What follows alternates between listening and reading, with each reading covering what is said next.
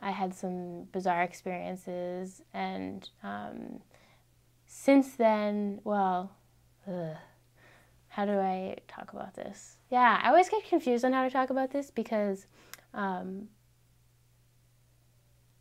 I always wonder how everyone else will define anti-Semitism when I talk about the Arab world and like its relationship to Jews traveling within it, because I think that there's a lot of trauma on the Lebanese end of things, of like war and Israel being a part of it, and the inability to sometimes separate Jewish from Israel. So even though I'm not an Israeli, like oftentimes I would have the experience of being associated with Israelis.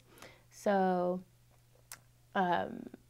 that's you know, a part of like being uneducated about Jewish life in the Arab world, but also I understand some of the anger that at times, or like the intolerance at times that was directed towards me,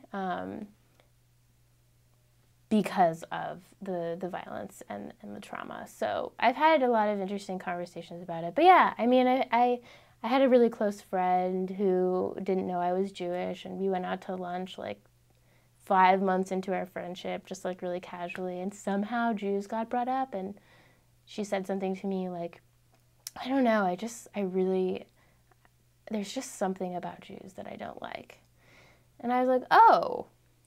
And I'm just like sitting there eating my shish tok, and I'm like, which is a chicken sandwich, at one of my favorite restaurants in Beirut with her. She's one of my favorite friends. I was just like, really, did you know I'm Jewish? And well, actually, I let her talk a bit first, and I was like, what do you not like about Jews? Like, I really want to know. And she's just like, they're pushy, is essentially what she said. And I was like, did you know that I'm Jewish? Like, I am Jewish. And I was really angry. And I also found it to be a really great opportunity to show her that there's a lot of diversity in the Jewish community, and then we're, it's more complicated than not liking Jews. So, in fact, yeah, and she felt terribly, and we had this whole long conversation afterwards where she was like, I love you, I was really wrong, and like I talk without thinking, and this is a part of like my repertoire, and it needs to be taken out of it, and I made a mistake and I'm really sorry. And she was so embarrassed, I think that was a really important moment for her, and I think it was an important moment for me to orient myself within that space. I also had one really shady experience on a bus in Syria driving back to Lebanon after like a vacation, and this idiot that I was traveling with on a public bus, she was a friend of mine supposedly, I was eating rye crackers, and she said something really loud on the bus while I'm eating the rye crackers, and she's like,